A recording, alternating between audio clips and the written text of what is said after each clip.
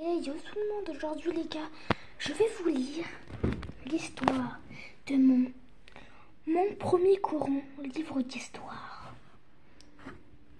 Donc c'est parti. Donc voilà, déjà c'est comme ça, attendez. Alors déjà c'est comme ça, donc là je peux mettre mon nom. Ce livre appartient à...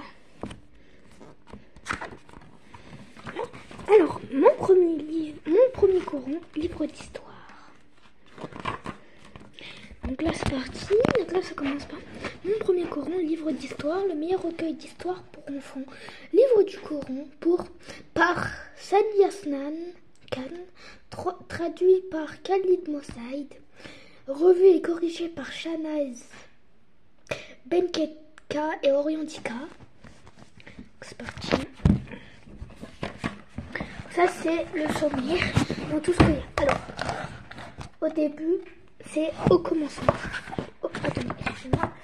C'est au commencement. Le premier homme, l'orgueil d'Iblis, notre monde, Allah les a tous créés, le premier prophète, le premier homme, les deux frères, l'arche du Nour, le prophète Hud et le vent terrible, la chamelle et le peuple du mal, le prophète Ibrahim, la foi d'Ibrahim,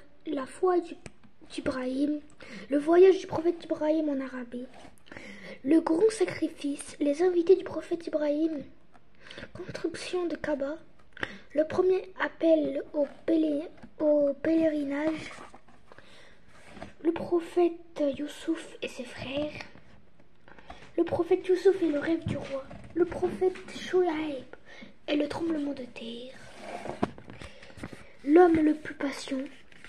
Alors attendez, l'homme le plus patient, le prophète Younous et la baleine, la maison des trésors, l'âne du prophète Ozaïr, les gens de la caverne, enfin les conseils de Lokman, les gens de la caverne, la prière d'un vieil homme, l'histoire de Mariam, le prophète Issa et le miracle de la table servie, l'histoire des deux jardins, la généreuse reine, la fuite du prophète Moussa, le prophète Moussa et le buisson ardent, les magiciens du roi, la noyade du roi cruel. Allah parle au prophète Moussa. Le peuple de Moussa désobéit à Allah. Un garçon courageux, la vallée des fourmis, la reine de Sahaba, le prophète Soleiman et les djinns, le mur de fer. Et c'est parti. Donc voilà, ça c'est le sommaire les gars. Donc c'est parti. Donc c'est parti. C'est parti les gars. Il y a bien longtemps de cela, il n'y avait rien en dehors d'un immense espace vide. Il n'y avait ni terre, ni ciel, ni soleil, ni lune.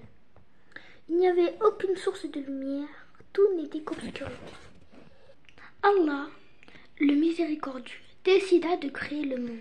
Il dit soit, et le monde fut. Allah voulut que le monde soit beau. Il déroula la terre comme en étant un tapis. Et il ancra les montagnes pour la maintenir.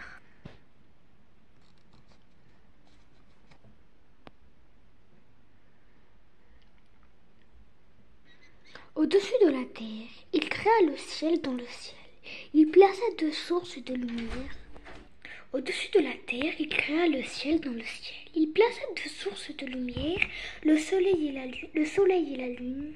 Il ordonna au soleil de briller le jour et à la lune dans le ciel noir.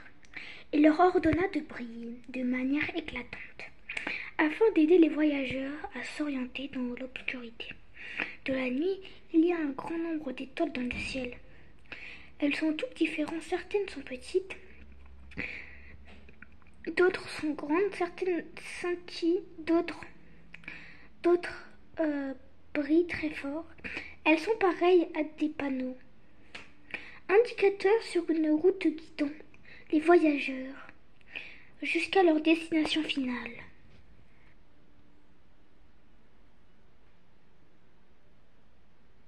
Peu Allah sépara la terre ferme des océans.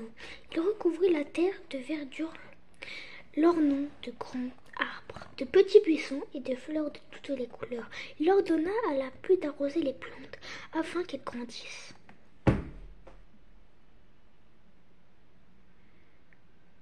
Après cela, il créa de nombreuses espèces d'animaux.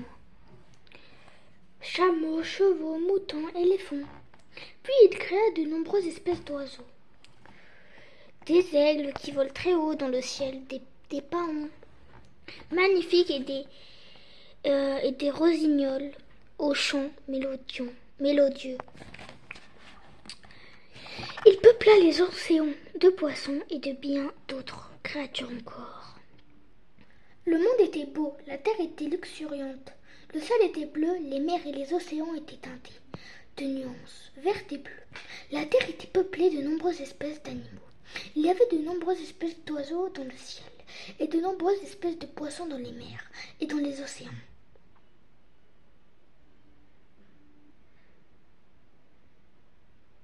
Pourtant Allah voulut que le monde soit encore plus beau. Allah créa les anges, ils obéissent à Allah en toutes choses. Ils sont ses messagers. Ils veillent à ce que ses commandements soient exécutés aux quatre coins du monde.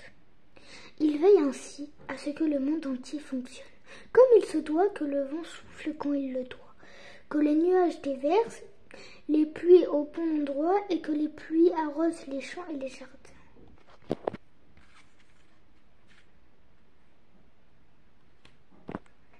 Puis Allah créa les djinns. À partir du feu, certains djinns sont bienveillants et d'autres sont malveillants. Certains sont croyants, d'autres pas. Pour finir, Allah décida de créer l'être humain. Il rassembla différentes sortes de terre. Il les mélangea comme on mélange l'argile. Il façonna la forme d'un homme et lui insuffla son esprit. Il donna à ce premier homme le nom d'Adam. Ensuite, il créa la première femme et lui donna le nom de Hawa, Ève.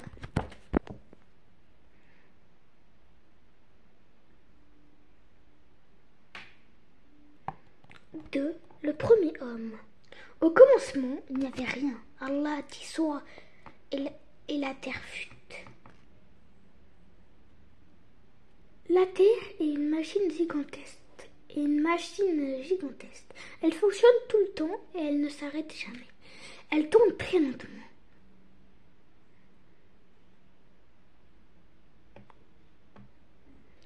Allah créa les anges. Les anges sont très puissants. Que font les anges? Ils veillent à ce que les commandements d'Allah soient appliqués aux quatre coins du monde. Les anges disent au vent à quel moment ils doivent souffler. Ils disent aux nuages où ils doivent se déplacer. Ils disent à la pluie où elle doit tomber. De plus, ils enregistrent tout ce qui se passe dans le monde. 3. L'orgueil d'Iblis.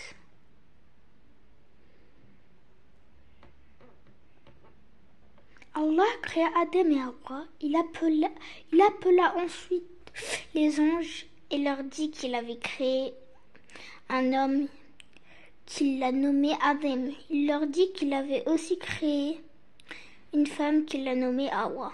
Les anges furent très surpris. Ils pensaient que les hommes abîmeraient la terre, qu'ils la détruiraient, qu'ils s'aimeraient le mal et se feraient la guerre.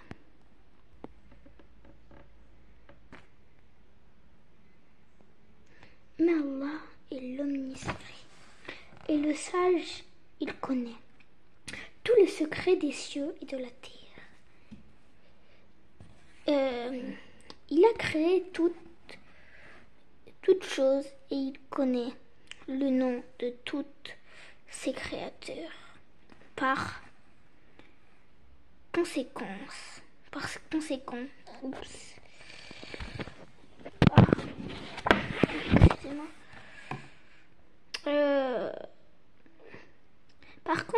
Allah a appris à Adam les noms de toutes choses qu'il y avait sur terre.